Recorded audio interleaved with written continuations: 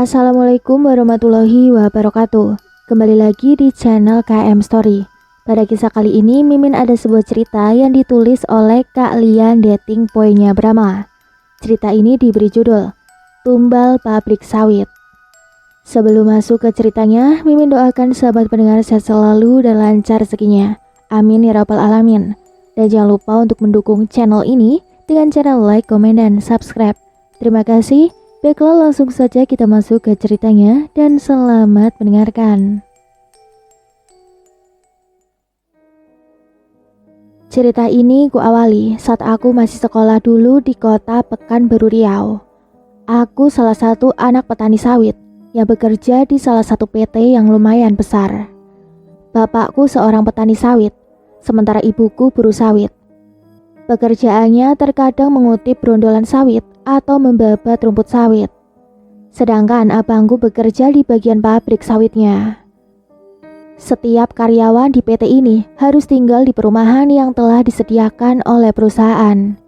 Perusahaan ini cukup besar, sampai anak-anak dari karyawannya akan disekolahkan dan diantar jemput oleh bus perusahaan. Seperti biasa, pagi-pagi aku bersiap untuk menyiapkan bekal orang tua serta abang dan kakakku untuk bekerja sebelum aku berangkat sekolah, sedangkan bus sekolah sudah menunggu seperti biasa di tempat yang sudah disiapkan oleh perusahaan. Setelah bapak, ibu, dan kakakku berangkat, tinggal abangku yang belum berangkat. Aku heran, kenapa abang belum juga berangkat. Biasanya dia pergi pagi-pagi sekali, karena dia yang akan membuka pintu gerbang pabrik sebelum menyortir mobil pengangkut buah sawit yang sejak malam sudah mengantri di halaman pabrik. "Abang, kok belum berangkat?" tanyaku pada abangku yang sebut saja namanya Baim. "Abang nggak kerja hari ini, jadi nggak usah buatkan bekal abang ya." "Loh, kenapa bang? Hari ini abang libur?" "Iya, tadi malam ada kecelakaan di pabrik teman abang. Ada yang masuk ke penggilingan buah sawit, sampai tubuhnya hancur. Kayak daging giling yang dibuat bakso, Dek." "Innalillahi wa inna ilaihi rajiun," jawabku spontan. "Gimana ceritanya bang? Kok bisa?" "Ceritanya itu gini."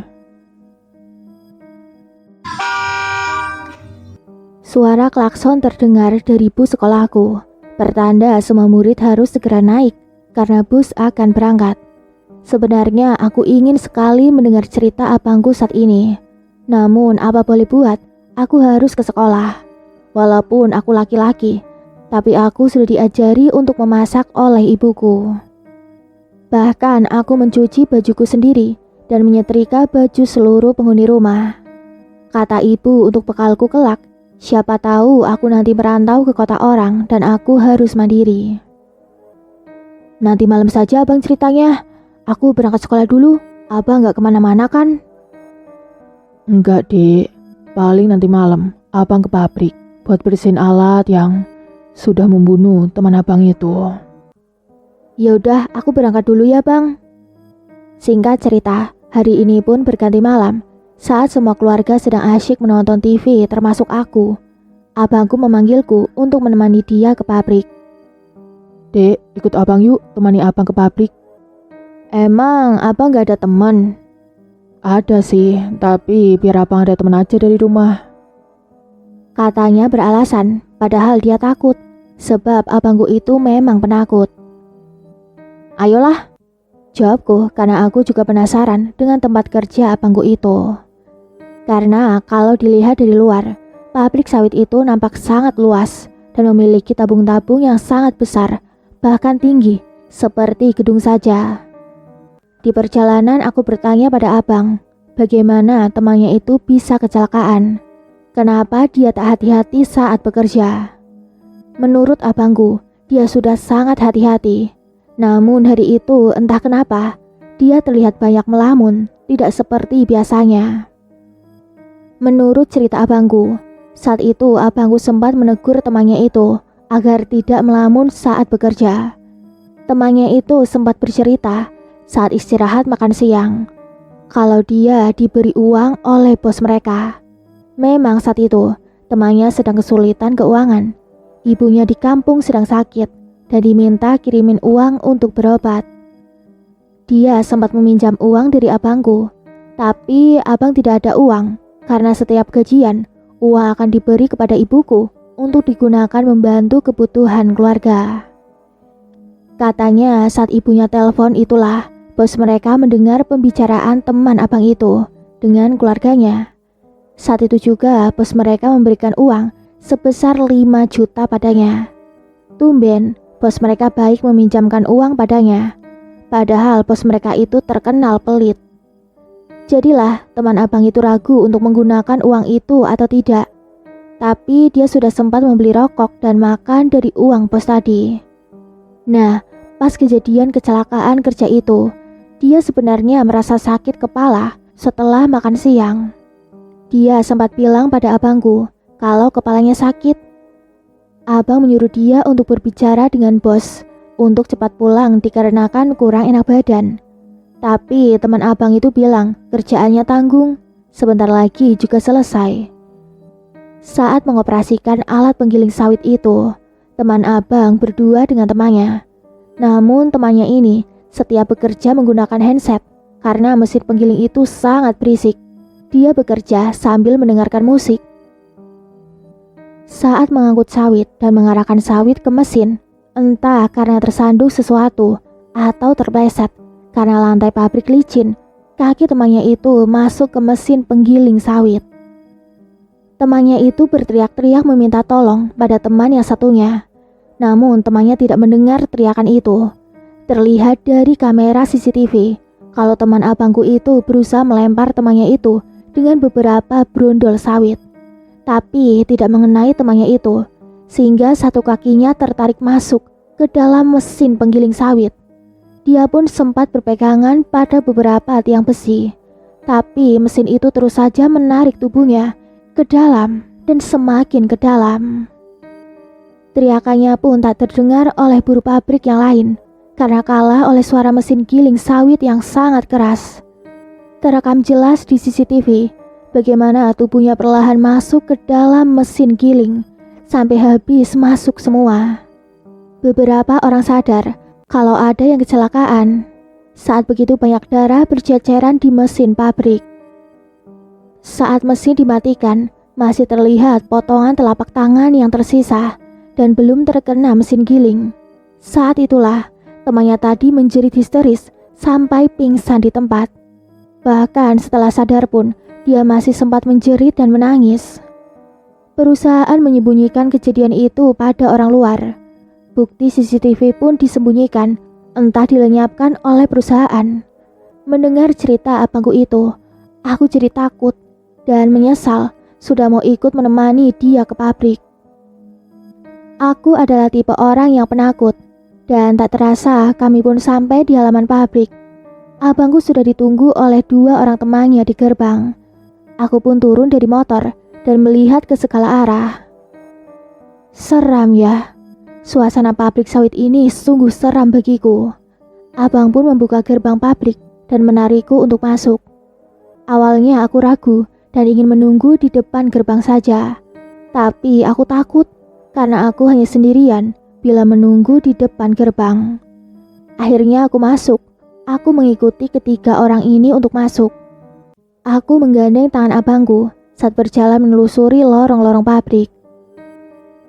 Bang, kenapa sih kok lampu pabrik ini ada yang dimatikan dan hanya sedikit yang dihidupin? Ini kan udah malam, lagian pabrik tidak beroperasi. Jadi untuk apa dihidupkan semua? Yang ada perusahaan rugi, Dek. Iya sih, tapi kan serem bang. Loh, temen abang yang 2 tadi kemana? Kok gak kelihatan? Kataku karena sudah tidak melihat 2 orang teman abangku yang tadi berjalan di depan kami. Oh, mereka lagi ngambil alat untuk membersihkan mesin. Tiba-tiba terdengar sesuatu seperti suara mesin berjalan. Aku terkejut mendengar suara itu. Suara apa itu bang? Tanyaku sambil bergetar. Mungkin teman abang sudah mulai duluan dan mulai membersihkan mesin. Baim! Terdengar kedua teman abangku memanggil namanya. Kami pun menoleh ke belakang Dan benar saja, teman abangku berada di belakang kami dengan beberapa alat pembersih di tangannya. Kalau mereka berdua di sini, lantas siapa yang telah menghidupkan mesin itu? Pikirku.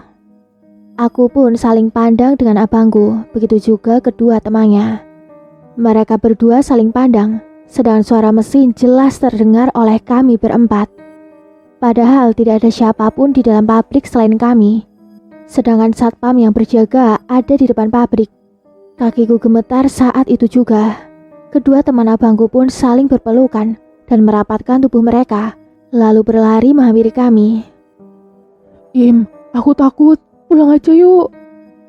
Ajak salah satu teman abangku. Namun tiba-tiba terdengar suara orang meminta tolong, walau samar-samar. Namun itu orang meminta tolong. Kami berempat pun saling pandang. Teman abangku yang bernama Tono dan Jono itu terlihat sangat ketakutan. Ya, sama saja denganku dan Bang Baim. Tapi abangku memberanikan diri untuk maju ke depan kami, sementara aku di belakangnya sembari memegangi bajunya. Wer, wer. Suara mesin semakin jelas terdengar, bersamaan langkah kaki kami yang semakin mendekati wilayah penggilingan kelapa sawit. Siapa yang udah hidupin mesin itu ya, John? Tanya Bang Baim. Mana saya tahu, Im. Udahlah, besok aja kita bersihin mesin itu, Im. Sekarang kita pulang aja yuk. Aku takut nih. Kamu lihat aja celanaku, udah basah. Kata Tono. Astagfirullah, kamu ngompol, Ton. Mau gimana lagi, Im? Aku takut banget ini. Untung saja aku bisa nahan diri, gak pingsan. Itu juga karena kita ramean, Im. Aku malu. Tolong. Tolong. Suara orang minta tolong semakin terdengar jelas. Aku juga sebenarnya sudah mau ngompol, tapi aku masih bisa tahan karena malu. Masa cowok setampan aku harus ngompol sih?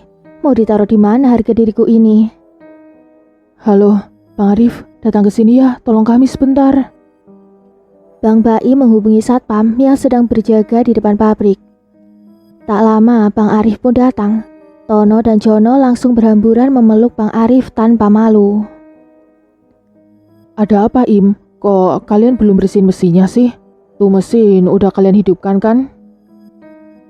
Bukan aku yang hidupin, Bang, tapi hidup sendiri. Kami aja belum sentuh apapun di sini. Tadi kami dengar suara orang minta tolong. Ya, abang taulah, kami berempat ini kan penakut. Gak kayak abang yang pernah mondok di pesantren. Bang Arif berjalan menuju tombol yang mengoperasikan mesin giling itu. Dia pun mematikan tombolnya. Yaudah, sekarang kalian bersihin tuh mesin, biar aku tunggu kalian di sini. Kata Bang Alif. Alhamdulillah, kami menjawab serempak. Ada rasa lega dan sedikit keberanian, sebab Bang Arif yang katanya alim banget itu nemenin kami di sini. Sedang asik menyiram mesin dan membersihkan mesin, terdengar suara minta tolong lagi. Tolong. Astagfirullah. Bang Arif beristighfar karena kali ini suara minta tolong itu sangat jelas terdengar dan lumayan keras.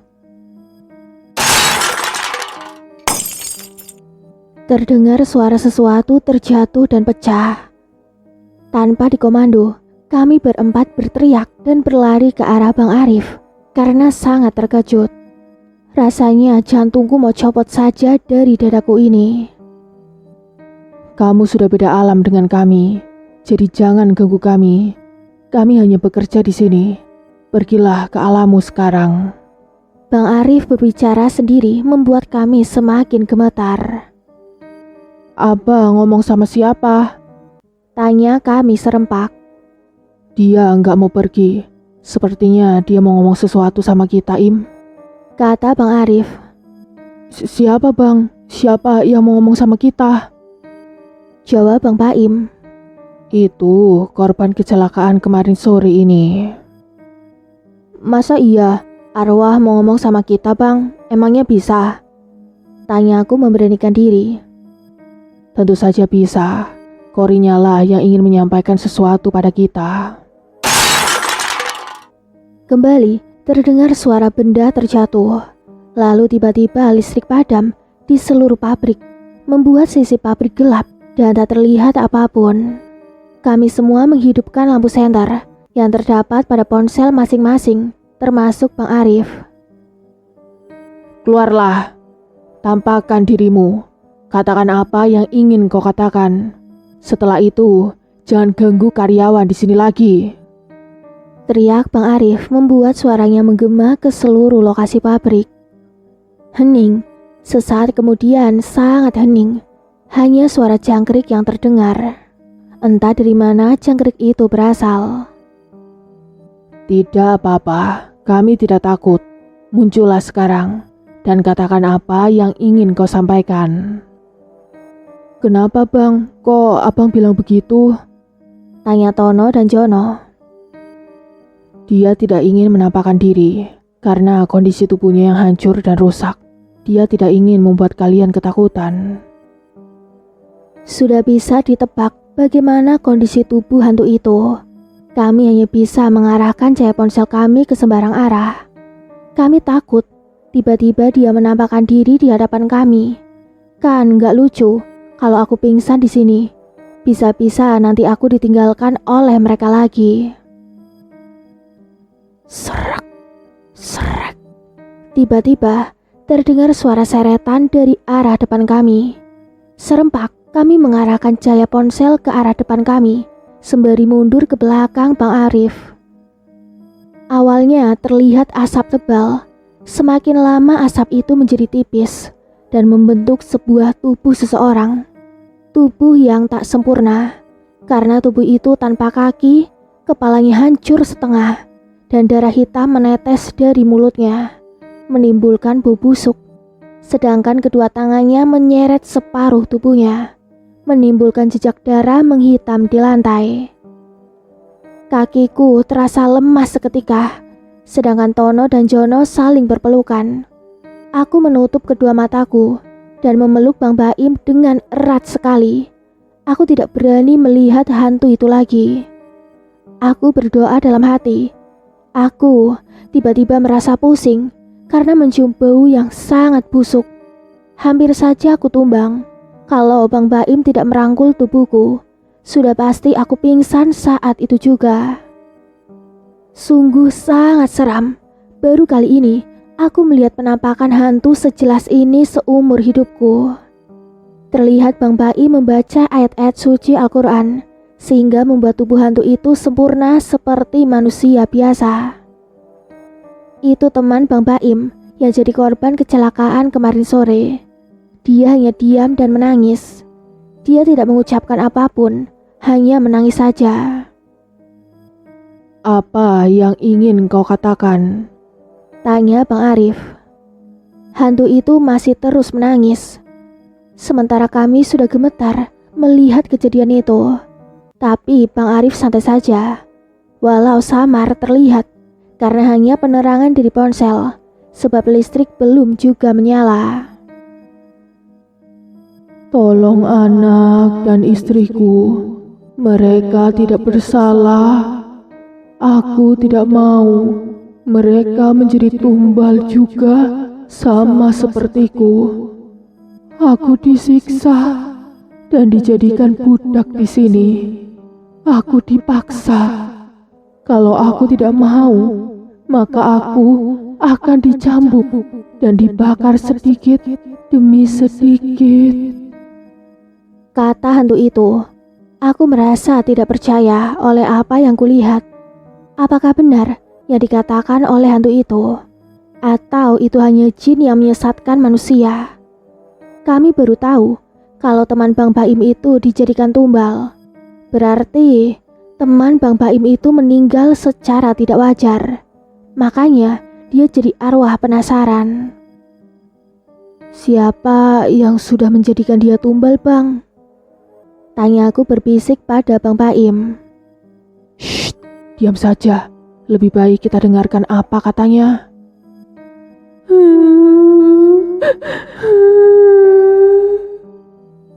Tiba-tiba hantu itu kembali menangis. Tangisannya sangat sedih terdengar. Apa salahku? Tanyanya.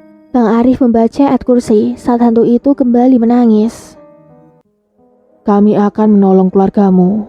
Sekarang pergilah dan jangan ganggu karyawan di sini lagi. Seketika listrik kembali menyala bersamaan dengan hilangnya hantu itu. Kami menghembuskan nafas dengan kasar. Tanda kalau kami lega sebab semua sudah selesai. Apa itu benar-benar arwahnya, Bang? Tanya Bang Baim pada Bang Arif. Kita harus pandai menilai, Im. Bisa saja yang tadi itu jin yang akan menyesatkan kita. Orang yang sudah meninggal tidak mempunyai urusan lagi di dunia ini. Jadi tidak usah gampang percaya pada jin tadi. Kami mengangguk tanda mengerti. Entah benar atau tidak hal itu. Tapi aku tidak akan percaya kalau tidak melihat secara langsung kejadian itu. Kami pun memutuskan untuk pulang saja. Besok pagi kami akan melanjutkan pekerjaan kami, membersihkan mesin itu. Terlihat darah sudah mulai mengering di mesin itu. Pasti akan susah dan lama membersihkannya. Di perjalanan pulang, kami bertiga berhenti sejenak di depan rumah Jono. Kami kembali mencerna apa yang barusan kami saksikan. Apa perkataan hantu tadi benar, Im? Tanya Jono. Entahlah, aku juga ragu. Masa iya pabrik kita mengambil tumbal sih? Bisa jadi bang. Yang penting kita harus menolong anak dan istri teman abang itu. Dan kita sudah janji sama hantu itu bang. Balasku. Ya sudah, besok kita ke rumahnya sebelum berangkat kerja. Kata Bang Baim. Kami pun berpisah di depan rumah Jono untuk pulang ke rumah masing-masing. Aku dan Bang Baim masih belum percaya juga dengan kejadian itu sampai motor kami mogok di jalan saat ingin pulang. Mana gelap, gak ada lampu jalan karena lampu jalan agak berjauhan. Motor Bang Baim mogok. Bang Baim mengecek tangki minyak dengan menggoyangkan motor. Bensinnya masih banyak. Lantas motor Bang Baim kenapa? Saat sibuk mengotak-atik motor, kami mendengar suara. Srek, srek. Persis suara yang tadi kami dengar di pabrik sebelum kemunculan hantu tadi. Kakiku tiba-tiba gemetar, begitupun Bang Baim. Aku terus saja menerangi Bang Baim dengan ponselku yang berusaha mengutak-atik motornya. Srek, srek. Suara itu terdengar semakin mendekat. Aku menyenggol tangan Bang Baim, memberi kode supaya dia cepat-cepat mengecek motornya. Apakah yang rusak? Karena tangannya gemetar, bukannya cepat malah semakin amburadul. Entah apa yang sudah Bang Baim otak-atik. Saat di starter motornya tidak juga menyala. Strek. Suara itu semakin dekat. Kuarahkan cahaya ponsel ke segala arah. Bahkan ke pohon-pohon sawit di sebelah kami. Gelap dan tak terlihat apa-apa. Kami semakin takut setelah gonggongan anjing liar terdengar begitu panjang seperti serigala.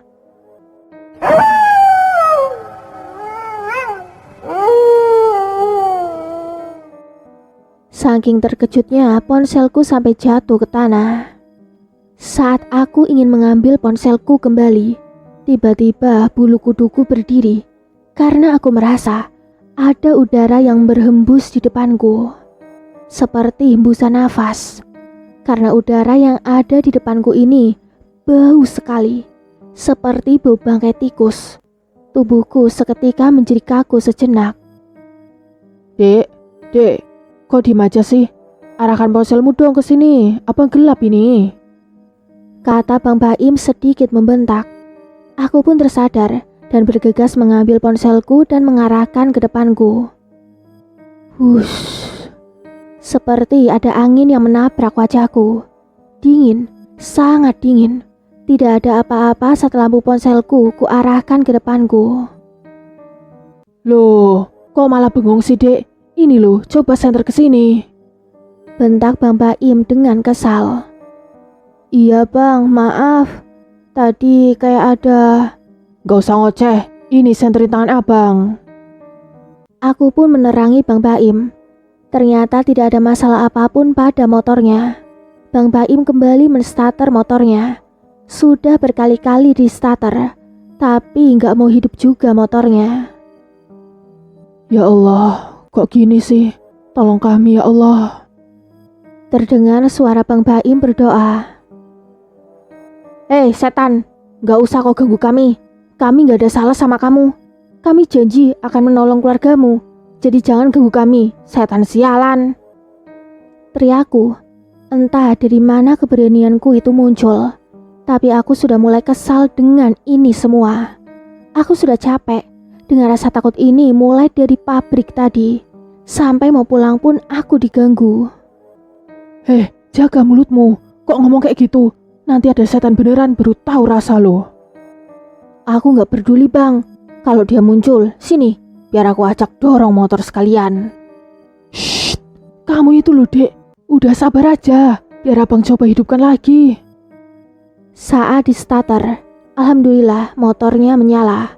Aku menjadi lega saat mengetahui motornya nggak mogok lagi. Dan kami pun melanjutkan perjalanan untuk pulang. Mungkin hantunya takut kusuruh dorong motor kali ya. Singkat cerita, setelah kejadian itu, kami menyuruh istri almarhum untuk memberikan semua sisa uang yang diberikan almarhum pada istrinya itu ke masjid. Dan sebagian diberi untuk anak yatim piatu. Dan alhamdulillah istri almarhum bersedia. Setelah tamat sekolah, aku dianjurkan Bang Baim untuk melamar pekerjaan di pabrik. Sebenarnya aku nggak mau kerja di situ karena masih banyak pabrik di sini. Tapi kata Bang Baim, di pabrik ini sudah banyak teman yang ia kenal dan atasannya juga sayang banget sama dia. Sebelum Bang Baim dipindahkan ke cabang yang lain, dia terlebih dahulu memasukkanku bekerja di pabrik ini. Bukan gampang untuk masuk ke pabrik ini. Terlebih aku ingin melamar menjadi security. Harus ada orang dalam agar tidak ada biaya tambahan. Setelah 2 minggu aku pun resmi bekerja menjadi security di pabrik ini. Aku juga pernah hampir menjadi korban di pabrik ini. Sedikit bercerita tentang kejadian waktu itu. Waktu itu aku masih sekolah kelas 1 SMP. Di pabrik ini ada waduk yang sangat luas sekali. Waduk itu terletak di belakang pabrik dan tidak jauh dari perumahan karyawan. Waduk itu mengalirkan air ke rumah-rumah karyawan. Hingga suatu hari, air tidak mengalir ke rumah. Jadilah kami ke waduk untuk mandi dan mencuci. Sudah biasa, warga perumahan mandi ke waduk kalau air tidak datang ke rumah. Singkat cerita, semua teman-temanku melompat dari pipa ke dalam waduk. Tinggi pipa itu sekitar 3 meter. Aku tidak mau ikut-ikutan karena aku takut ketinggian. Hingga aku tiba-tiba berada di atas pipa. Entah kenapa, aku ada di atas pipa. Aku tidak begitu ingat. Ayo, lompat! Teman-temanku berteriak. Kakiku gemetar, seperti tidak sadar melakukannya. Aku pun melompat. Dan apa yang terjadi? Kakiku patah karena aku melompat menghantam tanah keras, bukannya ke air. Alhasil, pergelangan kaki kiriku patah tebu. Patah tebu ialah tulang yang patah sempurna. Karena saat aku sadar, kulihat telapak kakiku seperti terpisah. Kulit kakiku menciut alias mengkerut hanya karena masih ada kulit kakiku. Makanya terlihat telapak kakiku masih menyambung dan bergantung. Aku pun menjerit kesakitan. Singkat cerita, setelah beberapa hari di rumah bapakku yang mengurut kakiku, aku minum obat yang dibuat langsung dari Medan, kampung halamanku. Obat itu sangat bau. Katanya dibuat dari tulang belulang yang dimasak sampai menjadi lilin dan harus dicampurkan ke setiap makanan yang kumakan. Gak perlu banyak, hanya sebesar biji beras. Tapi saat dimakan, aku sering muntah dan harus kutahan. Lalu kakiku yang patah diberi papan penyangga agar tulangku kembali menyatu. Asal kalian tahu, di pergelangan kakiku itu terdapat bekas jari. Bekas tangan itu berwarna hitam gosong, seperti ada seseorang yang menarik aku untuk lompat waktu itu. Karena merasa ganjil, bapakku menyuruh temannya untuk menerawang apakah aku diganggu atau tidak. Ternyata benar, aku diganggu sebab kata teman bapak saat diterawang, ada sosok perempuan yang bergelantungan di kakiku. Perempuan itu telanjang bulat. Bulu bagian depannya itu super panjang sampai menyentuh tanah. Payudaranya juga panjang sampai ke tanah. Rambutnya juga panjang sampai ke tanah. Dia menari-nari di hadapan teman bapak itu, seperti mengejeknya. Dia bilang kalau aku ini mau dijadikan tumbal. Sudah seharusnya setiap tahun akan ada korban yang akan menjadi tumbal di waduk itu. Dan aku adalah calonnya. Teman bapak minta untuk melepaskan aku, tapi dia minta syarat. Setelah syaratnya kami penuhi, alhamdulillah aku bisa mengangkat kakiku lagi dan perlahan belajar berjalan. Sebelumnya kakiku sangat berat ketika diangkat. Jangankan diangkat, menggesernya saja aku gak sanggup. Seperti menggeser batu yang sangat besar sekali. Pernah ada kejadian yang sangat mengherankan. Saat bapakku menyediakan salah satu syaratnya, yaitu kopi pahit dan manis, teh pahit dan manis. Diletakkan di sebelahku.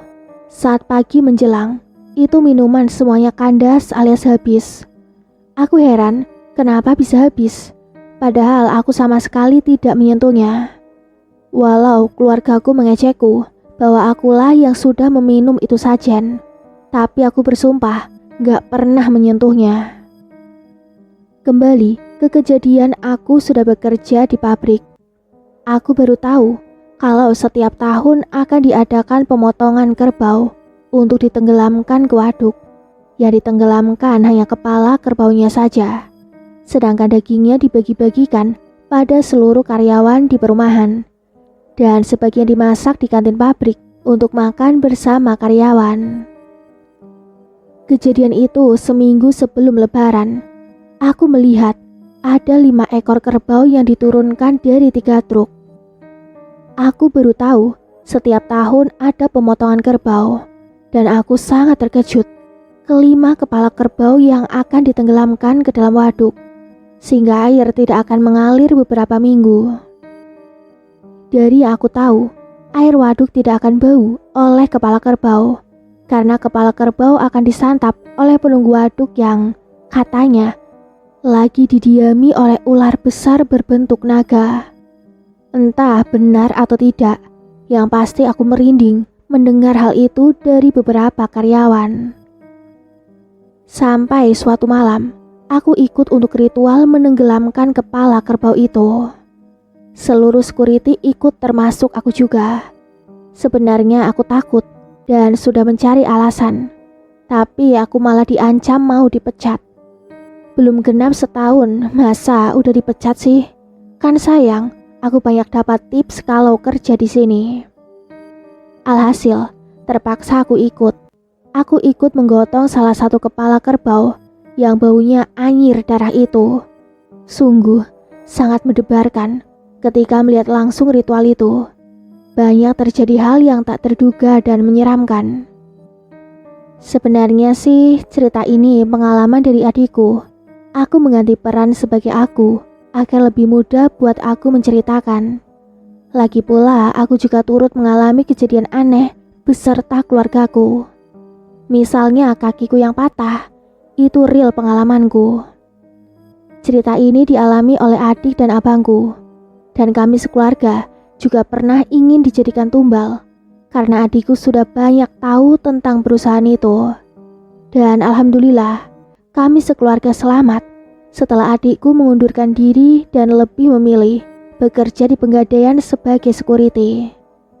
Begitulah, baiklah lanjut ke cerita.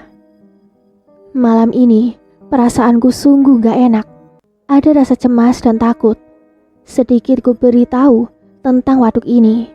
Di bagian tengah waduk terdapat sebuah saung atau tempat menaruh mesin air untuk mengaliri semua perumahan. Kalau ingin menghidupkan mesin itu, kita harus berjalan menggunakan jembatan besi yang lumayan jauh. Karena memang letak mesin itu berada di tengah waduk. Dan jembatan itu hanya bisa dilalui oleh satu orang. Kalau berpas-pasan dengan orang lain di tengah jembatan, kita harus berjalan miring agar bisa melintas. Dari pabrik menuju waduk, kira-kira jaraknya sekitar 500 meter. Entah lebih, aku kurang tahu. Tapi tanganku lumayan pegal saat menggotong kepala kerbau itu. Aku minta beristirahat sejenak pada kedua temanku karena tanganku terasa pegal, dan disetujui oleh kedua temanku karena mereka juga merasakan hal yang sama. Kok malah berhenti di sini? Ayo, lanjutin lagi. Kata salah satu pengawas pabrik. Iya pak, istirahat sejenak pak, pegel nih tangan saya. Balasku. Gitu aja pegel. Lihat tuh yang lain, udah sampai tujuan. Jadi satpam kok lemah banget. Ayo lanjut berjalan. Mau tidak mau harus lanjut. Namun setelah pengawas berjalan di depan kami, tiba-tiba kami bertiga merasa guncangan seperti gempa. Sampai-sampai kepala kerbau terlepas dari pegangan kami. Kepala kerbau itu terjatuh ke tanah. Dan anehnya, kami tidak melihat kemana kepala kerbau itu pergi. Padahal, kepala kerbau itu besar. Masa iya hilang begitu saja? Walau ada lampu jalan, tapi lampu itu temaram. Kami bertiga sibuk mencari kepala kerbau itu. Aku menoleh ke depan, ingin memanggil pengawas tadi. Tapi sama saja, pengawas itu sudah tidak ada di depan kami. Kami heran, kemana perginya pengawas tadi? Padahal baru saja dia memarahi kami. Walaupun dia berlari, pasti kami masih melihatnya. Saat kami kembali mencari, tiba-tiba terdengar suara kerbau dari arah depan kami. Waduk itu berada di kiri dan kanan kami. Sementara di tengah-tengah ada jalan yang memisahkan kedua waduk. Jalan itu sekitar 6 meter lebarnya. Angin bertiup kencang menerpa tubuh kami. Bahkan salah satu temanku hampir roboh tertiup angin saking kencangnya. Tiba-tiba terdengar suara kerbau yang seperti disembelih. Kalau kalian pernah ikut menyembelih kurban sapi, nah seperti itulah suaranya. Kami bertiga saling berpelukan, sementara aku sebisa mungkin melafalkan ayat-ayat Al-Quran. Dan entah kenapa, tiba-tiba aku lupa semua ayat-ayat Al-Quran. Kedua temanku hanya bisa mengucap Allahu Akbar berkali-kali. Sedangkan aku bisanya cuma bilang ayat kursi. Niat hati sih mau membaca ayatnya, tapi dari mulutku malah cuma kata-kata ayat kursi. Bukannya aku gak tahu baca ayat kursi, tapi emang aku lupa saat berada di situasi ini. Mana suara kerbau yang tergorok itu semakin banyak lagi, seperti bersahut-sahutan. Semakin lama, suaranya semakin kuat, membuat telingaku menjadi sakit. Begitupun kedua temanku, sampai-sampai mereka menutup telinga. Angin semakin kencang menerpa tubuh kami. Kami pun meminta tolong, berharap ada yang mendengar. Tiba-tiba angin berhenti setelah seseorang menepuk pundakku. Ternyata pengawas kami tadi sudah berada di belakang kami bertiga. Aku pun menoleh dan berterima kasih dia telah menolong kami. Terima kasih pak sudah menolong kami, kataku. Nolong apa? Kenapa kalian berhenti di sini? Kami dari tadi menunggu. Terus kok kepala kerbaunya ada di tanah? Apa bapak tadi nggak tahu kalau ada topan? Kata salah satu temanku. Topan apa? Ngawur aja. Makanya jangan melamun sambil bekerja. Ayo jalan lagi. Nanti bos marah baru tahu rasa. Ancam pengawas kami dan kami pun segera mempercepat langkah kami. Setelah selesai melakukan ritual penenggelaman kepala kerbau, kami pun kembali ke pabrik dan kami berkumpul di pos jaga. Kami hanya terdiam setelah sampai di pos jaga. Ron, apa yang kita alami tadi itu nyata ya? Tanya Purnomo padaku. Entahlah, aku juga masih bingung Pur. Aku pikir kita bertiga tadi pasti mati, jadi tumbal bersama kepala-kepala kerbau itu. Balas Purnomo. Astagfirullah, jangan sampai deh, amit-amit. Jawabku, sedangkan Dahlan masih membisu. Sepertinya dia masih syok dengan kejadian barusan yang kami alami. Hingga suatu hari, kejadian buruk menimpa Dahlan teman kami. Setelah malam itu, waktu kami ikut menenggelamkan kepala kerbau, Dahlan lebih sering melamun. Dia menjadi tidak fokus bekerja. Seperti waktu itu, dia hampir tertabrak mobil pengangkut sawit. Tiba-tiba dia berlari menghampiri truk yang melaju menuju gerbang pabrik. Untung saja, supir mengerem dengan cepat sehingga Dahlan tidak tertabrak oleh truk. Saat kami bertanya, kenapa dia berlari menuju truk itu, katanya dia cuma mau selamatkan nenek-nenek bersama cucunya yang hampir tertabrak truk. Padahal kami semua jelas-jelas melihat tidak ada siapapun di depan truk itu. Hingga kejadian itu terjadi, saat itu seperti biasa, Dahlan bekerja di area limbah pabrik. Asal kalian tahu saja, limbah sawit itu super panas sekali. Bahkan asapnya masih mengepul saat limbah baru saja dikeluarkan dari pipa. Saat itu, aku sengaja mencari Dahlan karena aku akan bergantian jaga dengannya. Aku mencari ke seluruh area, tapi aku capek dan tidak juga menemukan Dahlan. Aku pun menunggu dia di pos tempat kami istirahat karena dia pasti akan datang ke situ. Sudah menunggu lama, tapi Dahlan tidak juga datang. Sedangkan waktu dia bekerja sudah selesai.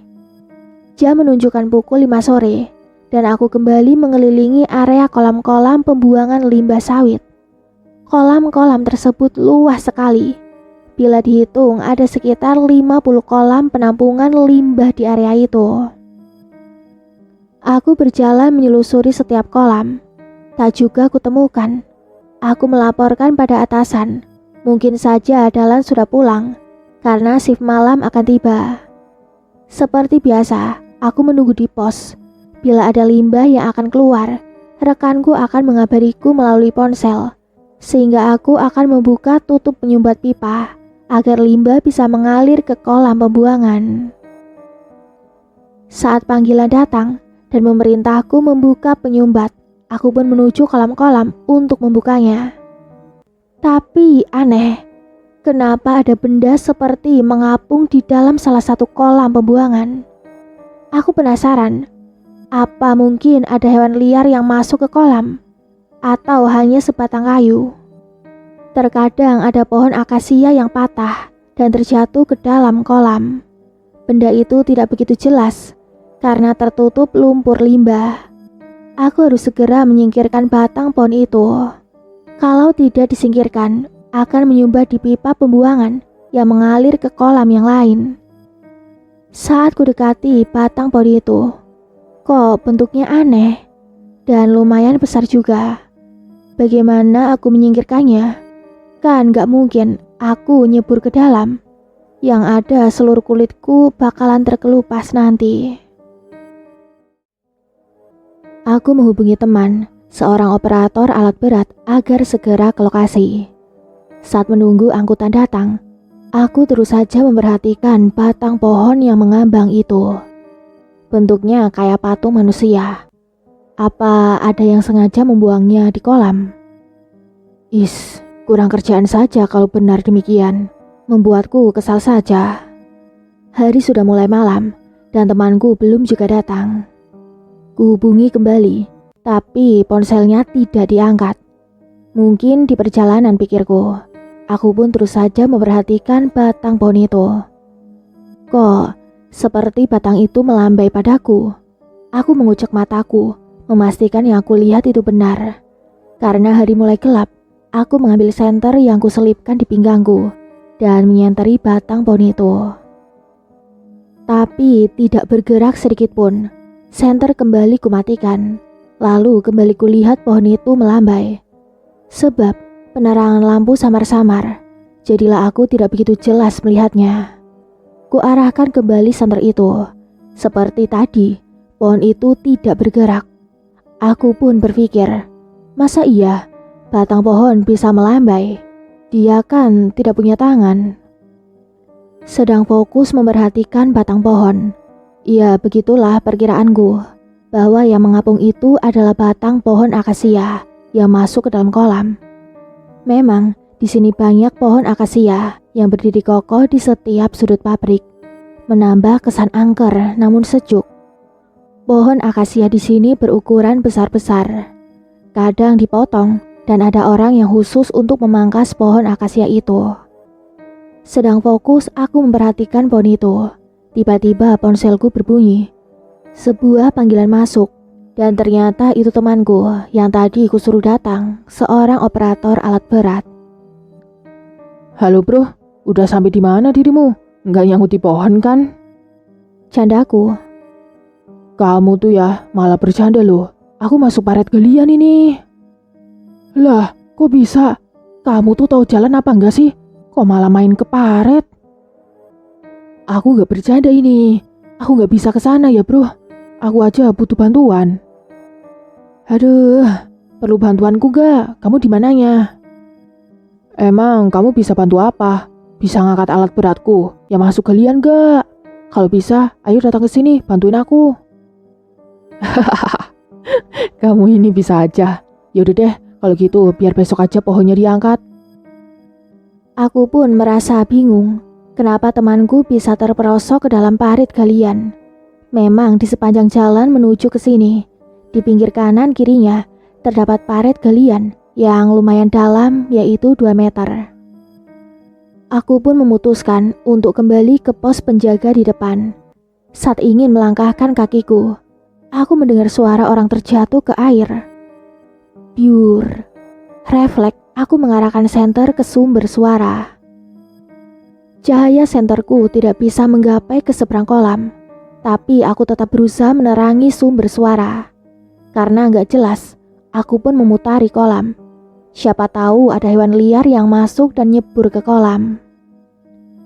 Aku pun berjalan menuju seberang kolam dengan mengitari pinggir kolam. Setelah sampai di sana, tidak ada siapapun, bahkan hewan liar sekalipun. Tiba-tiba, angin menerpa punggungku. Angin itu terasa dingin, seperti es saja. Aku mengusap tengkuku yang terasa dingin. Kutolehkan tubuh ke belakang. Angin apa kira-kira barusan? Kuarahkan senter ke segala arah. Tidak ada apapun di sana. Kembali bulu kuduku merinding. Karena takut, aku segera kembali ke pos. Sedikit berlari agar cepat sampai hingga cahaya senterku tak beraturan. Sebab aku berlari dan bruk, aku terjatuh karena tersandung sesuatu. Kakiku terasa sakit sekali, tepatnya di lututku. Kuarahkan senter ke lutut. Aduh, sakit. Pantas saja sakit. Lututku terluka mengeluarkan darah. Sialan. Aku mengumpat sebab sangat kesal. Benda apa yang telah menghalangiku barusan? Tadi aku juga lewat daerah sini, tapi tidak ada benda di tengah jalan. Aku pun mengarahkan senterku ke benda yang barusan membuatku jatuh. Ku amati dari ujung satu ke ujung yang lain. Kok aneh ya? Kayak batang pohon yang berada di tengah kolam tadi. Aku pun menyenteri ke tengah kolam. Benar saja yang kukira. Batang pohon tadi sudah tidak ada. Malah sekarang berada di hadapanku. Ku amati benda itu. Kok bergerak dan memiliki tangan yang penuh dengan lumpur hitam. Aku sangat terkejut dan sedikit mundur untuk menjauh, karena benda itu hanya berjarak beberapa meter saja di hadapanku. Itu seperti tubuh manusia. Iya, itu tubuh manusia. Terlihat tangannya bergerak seperti mencari-cari sesuatu. Jantungku terasa mau copot saat sosok itu bangun dan duduk membelakangiku. Aku mencubit tanganku, memukuli pipiku sendiri, berharap ini hanya mimpi. Tapi tidak, ini tidak mimpi, karena aku merasa sakit saat kucubit. Akhir-akhir ini, kenapa setan selalu menampakkan diri padaku? Sebenarnya apa salahku? Aku seperti patung dengan cahaya senter mengarah ke sosok itu. Sosok itu menoleh ke kanan dan ke kiri. Aku merasa sesak menahan pipis karena takut kalau sosok itu sadar aku di sini dan lalu menghampiriku. Betul saja, sosok itu berbalik ke arahku. Jadilah aku berhadapan dengan sosok itu. Sepersekian detik, kami saling berhadapan, sampai saat aku mundur teratur sambil berdiri. Dengan masih mengarahkan senter ke sosok itu, aku perlahan mundur. Sosok itu malah berbalik ke arahku dengan tubuh menghitam penuh lumpur. Tapi matanya terlihat bercahaya, dengan warna merah menambah seram sosok itu. Aku berpikir, apa teman-temanku sedang menjahiliku karena tahu kalau aku ini penakut. Kalau memang benar, ini sudah kelewatan, pikirku. Biar saja saat ini aku mati ketakutan. Sosok itu terus bergerak, tapi kali ini dalam posisi merangkak. Aku pun terus mundur, lalu berbalik dan berdiri dengan kencang walau terpincang-pincang. Sambil berlari sesekali, aku menoleh ke belakang dan mengarahkan senter ke arah belakang. Sialan, sosok itu makin cepat merangkak mengejarku. Karena tidak melihat jalan di hadapanku, aku pun menabrak pohon akasia dan aku tidak sadarkan diri. Ya, aku pingsan. Sampai saat aku sadar, sudah berada di pos security di depan pabrik, bukan lagi di daerah pembuangan limbah. Cahaya matahari bersinar, menembus sela-sela papan pos. Udah sadar kau? Tanya salah seorang teman. Aduh. Aku meringis kesakitan, menahan kakiku yang sakit, ditambah kepalaku yang lebam. Kenapa kau pingsan? Pasti nampak hantunya si Dahlan kau ya? Apa? Hantunya Dahlan? Apa maksud abang? Itu, si Dahlan kan sudah meninggal, nyemplung ke kolam limbah. Innalillahi wa inna ilaihi rajiun. Terus sekarang mayatnya di mana, Bang? Itu di pabrik, lagi dibersihkan dari limbah lumpur. Kayaknya susah tuh mau dibersihin. Kenapa abang bilang begitu? Coba aja kau ke sana, pasti nanti kau paham. Aku pun segera ke tempat di mana mayat Dahlan dibersihkan. Setelah melihatnya, langsung baru aku paham kenapa abang tadi berkata seperti itu. Ternyata limbah lumpur itu sudah melekat di tubuh Dahlan. Teman-temanku yang lain kesusahan membersihkan tubuh Dahlan. Kenapa? Dahlan masih sempat-sempatnya melepaskan semua pakaiannya dan terjun ke kolam. Apa dia sengaja bunuh diri? Kayaknya nggak mungkin. Dia kan tidak punya masalah. Kalau dia ada masalah, pasti dia cerita pada Purnomo. Walau terpincang-pincang berjalan, aku ikut membantu teman-temanku membersihkan tubuh Dahlan. Sebagian dari tubuh Dahlan terkelupas. Saat lumpur itu kami ambil, karena kulit tubuhnya juga ikut terambil, menampakkan daging putih seperti baru saja direbus. Purnomo terlihat menangis, sembari menggosok tubuh Dahlan dengan perlahan. Kalau tidak pelan-pelan, maka daging tubuhnya akan ikut terambil. Lumpur itu sangat tebal melekat di tubuh Dahlan. Setelah dibersihkan, mayatnya pun dibawa ke rumah. Sudah bisa ditebak, seluruh keluarganya menjerit seperti kesetanan melihat tubuh Dahlan yang sudah terbujur kaku dan sangat mengenaskan. Bahkan ibunya sampai berguling-guling seakan tidak percaya. Setelah kejadian itu, suasana pabrik semakin mencekam, semakin seram saja. Seperti suatu hari, aku kebagian shift malam. Andai saja bisa diganti dengan teman yang lain. Tapi teman yang lain juga merasa tidak nyaman dengan kejadian-kejadian belakangan ini. Tepat pukul 10, aku sudah dapat giliran untuk berkeliling pabrik. Hal ini yang sangat aku takutkan. Walau tidak sendiri, tapi tetap saja aku takut. Mau tidak mau, aku harus berkeliling. Lagian salahku, kenapa melamar jadi security? Mau jadi apa saja tetap sama kalau masih bekerja di pabrik ini. Aku pun berkeliling dan memberanikan diri bersama seorang teman. Untung saja temanku itu tidak penakut sepertiku. Sebut saja namanya Bang Togar. Saat melintasi daerah mesin penggiling sawit, aku merapatkan tubuhku pada Bang Togar dan merangkul tangannya. Bah, apa pula kau rangkul-rangkul aku? Kayak pacarmu aja aku ini. Kata Bang Togar. Maaf bang, aku takut lewat sini. Enggak, abang lihat itu, serem kali bang. Kalau kau takut, nanti makin diganggunya kau. Tiba-tiba terdengar suara saat kami melintasi lorong menuju area penggilingan. Suara seperti dua besi beradu. Aku terkejut sampai memeluk Bang Togar. Suara apa itu bang? Ayo kita periksalah, ini kan udah tugas kita. Jawab Bang Togar sambil menarik tanganku. Tiba-tiba, bayangan hitam melintas dari hadapan kami dengan cepatnya saat kami mulai berjalan. Bang Togar terkejut, begitu pula dengan aku. Apa yang lewat barusan bang? Kok besar kali? Terus hitam pula tuh. Udahlah bang, ayo kita balik aja ke pos yuk. Kenapa pula kau mau balik? Pergi sana kau balik sendiri. Mana mungkin aku balik sendiri. Sekarang aja aku seperti sedang mengumpulkan keberanian. Glubrak. Tiba-tiba Bang Togar terjatuh bersama aku karena aku memegang tangannya di sepanjang perjalanan. Aduh. Aku meringis kesakitan. Kakiku yang belum sembuh kembali berdarah karena ulah Bang Togar. Kenapa bang? Kok abang jatuh acak-acak aku? Enggak kau lihat barusan, ada angin cepat kali nabrak tubuhku. Terus kayak ada bayangan hitam juga yang barusan melintas. Enggak ada pun aku lihat bang. Kataku sambil berusaha berdiri.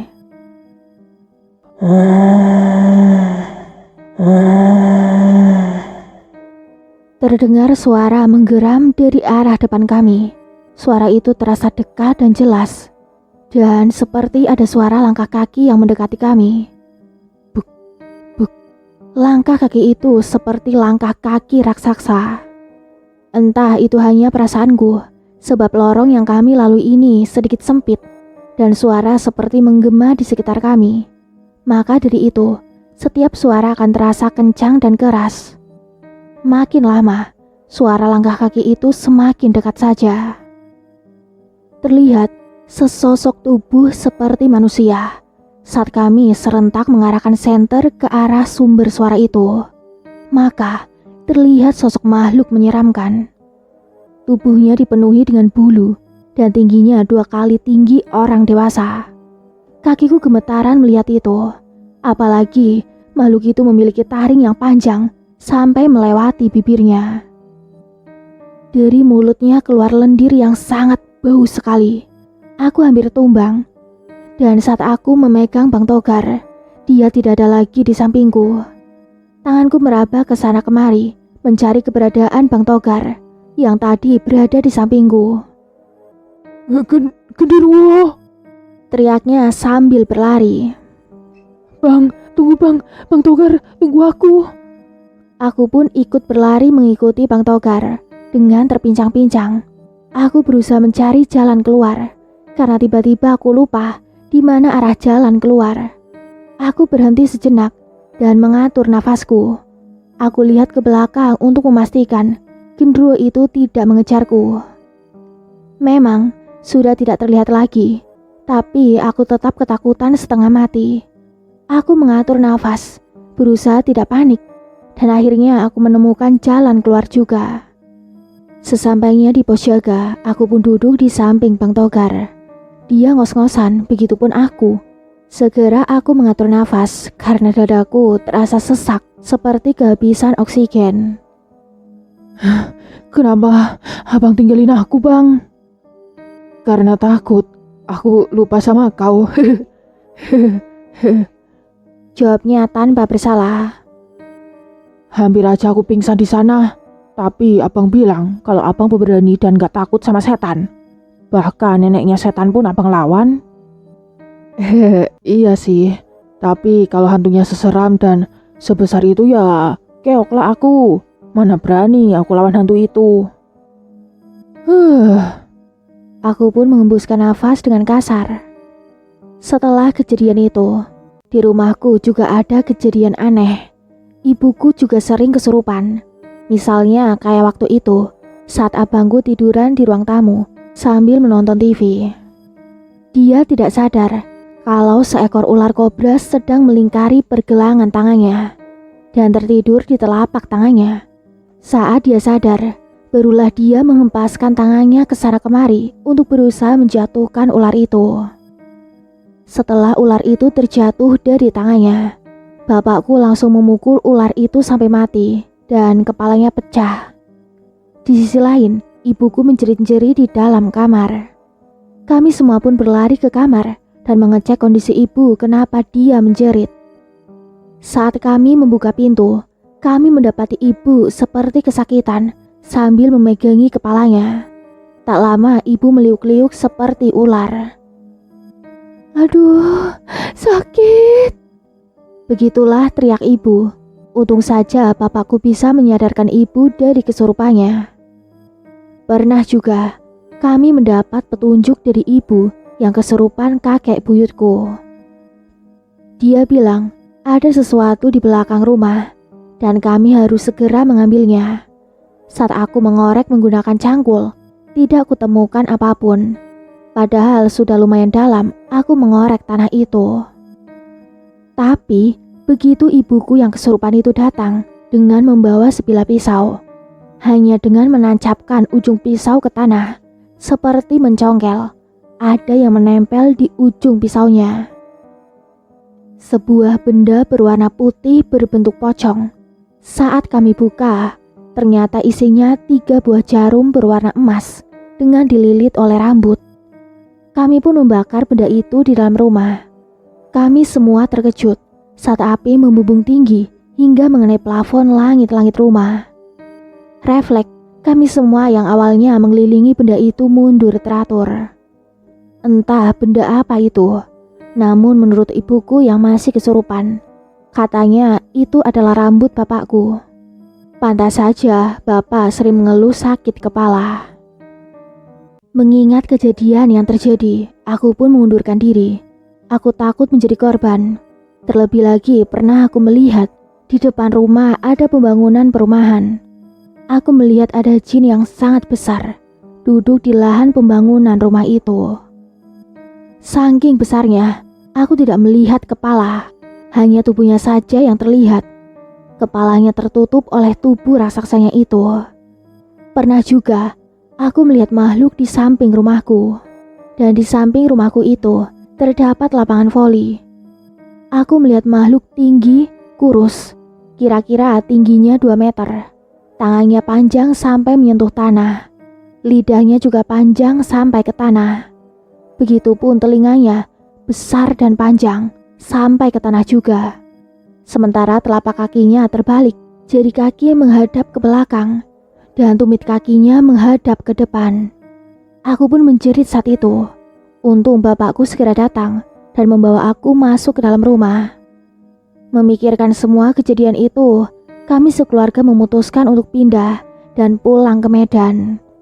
Sedangkan aku masih tetap di Pekanbaru, namun pindah kerja saja. Aku memutuskan untuk melamar pekerjaan jadi security di Pegadaian tidak jauh dari PT itu, dan ngekos bersama beberapa orang yang bekerja jadi security di beberapa bank. Sedangkan orang tuaku beserta keluarga yang lain pulang kampung ke Medan.